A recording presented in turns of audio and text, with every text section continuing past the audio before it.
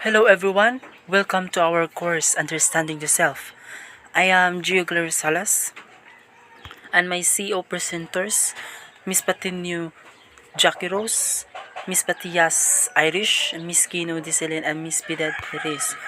Our topic for today is all about learning to become a better student. So, becoming a better student. This is very important in your life right now as college student. So I want you to try to learn some coping skills or some tips on how you can become a better student, especially during the course of the pandemic wherein you are in your online digital learning. So intended learning outcomes. You will define learning and explain the characteristics of the learning. You will identify the changes that happen during learning and develop ways to become an effective learner. So according to Carl Rogers, the only person who is educated is the one who has learned to learn and change. Well, as what people say, you needed to become a lifelong learner, wherein you continuously learn and learn and relearn lots of new things in life, wherein you try to develop new strategies for you to learn effectively and for you to also to indict change. Again, it is important for you to change and at the same time learn new things. Some things that we learn sometimes they needed to be unlearned for you, for those new learning to come into as well. That is very deep, but you will realize what I'm saying in your journey in your college life. So learning involves change. Learning involves acquiring changes in the person's knowledge, skills, habits, behaviors, or tendencies through experience, practice, or formal education. So basically, through studying, we learn not only knowledge but also the skills, the habits, behaviors. Okay, we could also learn that, no? So it is not only through books but also experiences. You can learn a lot through experiences. It is the acquisition of knowledge, skills, and attitudes through experience. Again, learning new knowledge and skills every day keeps the structure of the brain in constant change, which increases brain's ability to learn. So I want to really reiterate, know that when you try to use your brain, no, you will really develop know how you learn new things and you will develop your skills physically and your brain also changes. Okay, that is what I will discuss later on. So self-regulated learning,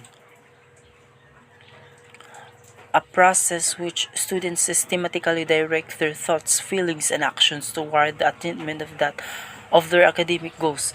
So basically, this is more of an independent learning, wherein there is a goal that you are trying to achieve. No, there is a focus or a direction The three essential components are planning, problem solving, and self-evaluation. So planning increases efficiency, control, and motivation because we need to know our academic goals, where are we heading to, for us not to get misdirected problem solving allows students to learn to think and look for solution when faced with adversities. So it is really unavoidable when we undergo or when we experience some problems in our life. So therefore we needed to make solutions from it, not through thinking, and basically learning basically will help us have those problem solving skills that we needed in order for us to overcome these adversities. Self evaluation is very important as well. This will increase self-awareness that leads to a better understanding of one's own emotions, strengths, and weaknesses. So with these three components, now we can be able to really direct ourselves to our goal, our academic goals, for us to progress and continue, okay, with our learning, no? So I hope you've learned something from this prob- planning, problem solving, and self-evaluation. Metacognition. Metacognition is a term from cognitive psychology. Meta means beyond, no? Beyond, it is the awareness of one's thinking and the strategies one uses to learn. Okay? Well, basically, it is the awareness of one's thought processes and an understanding of the patterns behind them. So, through metacognition, we can be able to think what we can learn, okay, or something like that. It really goes beyond to what you are just thinking, thinking about learning about the different strategies to use to learn. We have some mnemonic devices that we in order for us to really learn effectively or for us to memorize effectively. Okay, it is basically analyzing how we learn. This could help improve our ability to learn new skills later on. Neuroplasticity. It is the ability of the brain to change throughout one's life. So I really believe in this concept, neuroplasticity, wherein our skills can really be honed, no? If we are born not be good in math, but if we really develop and if we really practice so much, then we could really improve our ability in solving mathematical equation, no?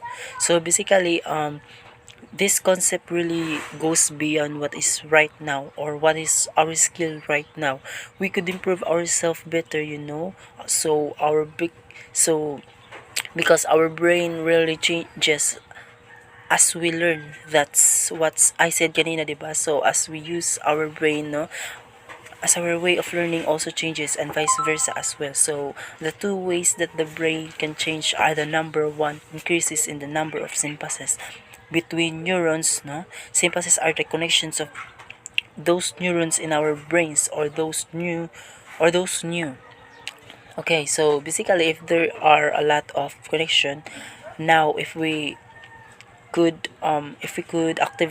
activate this connection, then there will be more connections that could happen that can be triggered, basically enhancing our efficiency in learning.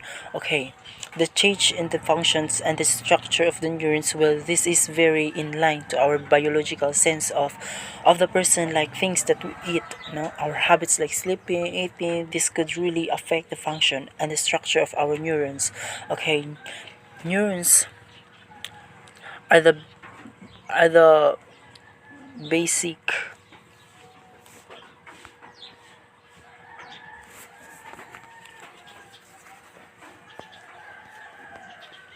is packed with neurons and is one for the most sophisticated information processing in the brain.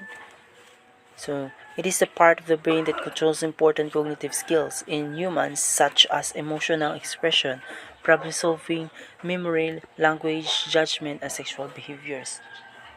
The more neurons, the better, because it could really activate synapses, which are the gaps between the neurons to transformation in messages. Okay, let's move on to the brain cerebral cortex.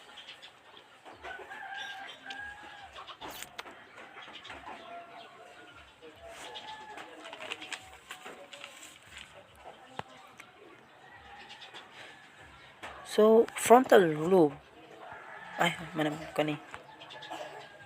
Parietal lobe processes sensory information it received from the outside world, mainly relating to touch, taste, and temperature. Temporal lobe, responsible for creating and preserving both conscious and long-term memory. It plays a role in visual and sound processing and is crucial for both object recognition and language recognition. Occipital lobe. The occipital lobe participates in vision processing. It processes and interprets everything we see. The occipital lobe is also responsible for analyzing contents such as shapes, colors, and movement, and also for interpreting and drawing conclusions about the images we see. So, characteristics of learning are the followings. So, in order for us to become an effective learner, we should know these characteristics of learning. Well, number one, learning is purposeful. So again, there should be a goal that we needed to set in ourselves, what we wanted to learn, okay? What do we wanted to find and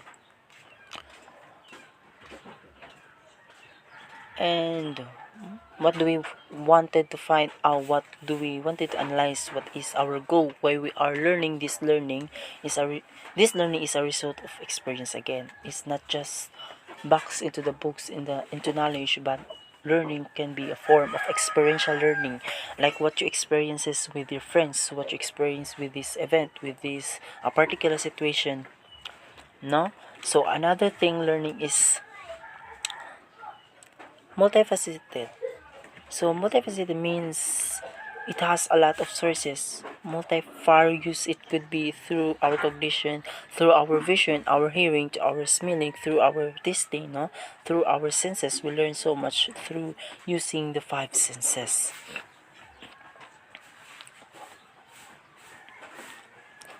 Learning is an active process.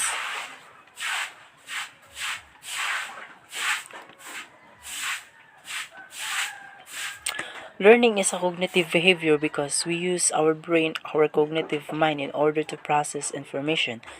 And with that information, we could use that later on in some events of our life. Well, basically, it's a process, it's an active process where it's a reciprocation of giving and receiving. So if you learn something, then you can apply that later on. So what happens during learning? Well, as what I say, brain and behavior really changes during learning. Okay, so so how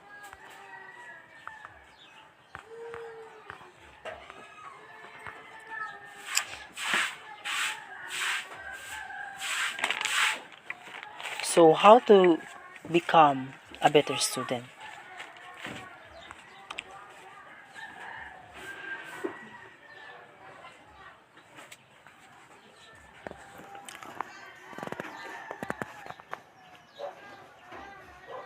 Learning to be a better student, being good student enables you to attract equally good college students.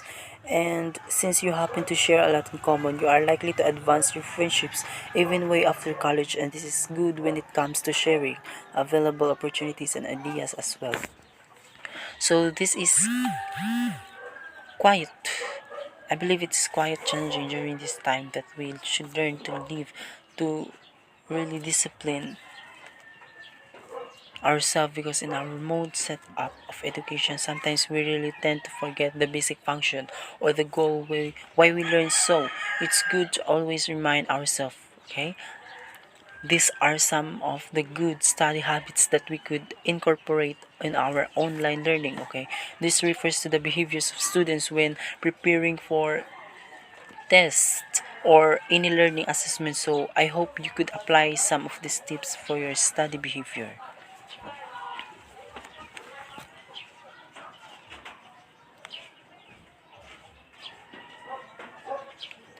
Good study habits. Studying habits refer to the attitudes and behaviors of students when preparing for. Oh, yes, that's what I said, Janina. So, one, get organized.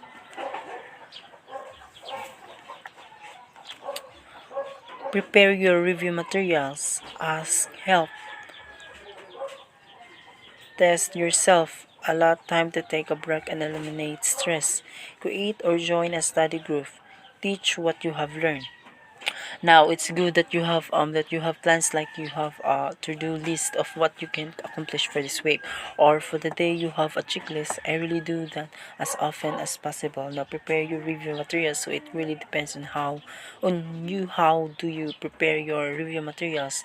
Do you make notes, or do you read books, or do you make reviewers? How do you review before a test? It really depends to the student. You ask for help if you did not understand. So well, it's good to seek support from your class, from your classmates, or from your friends, or from someone who is knowledgeable for the lesson, like your teacher.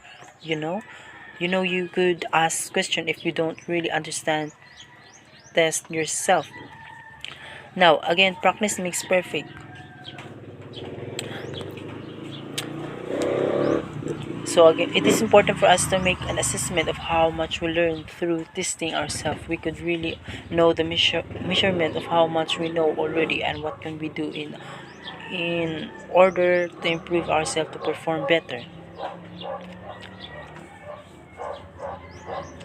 So, prepare going to school. Always try to research or read the next lesson, do your assignments at home or before going to school.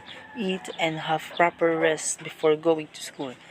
In preparation for school, not only your assignments are making sure that you have all the tools you need for class ready and prepared, but to also make sure to have your body prepared by making sure to have enough rest and eating as to ensure that you as a student have enough energy to go through the entire day.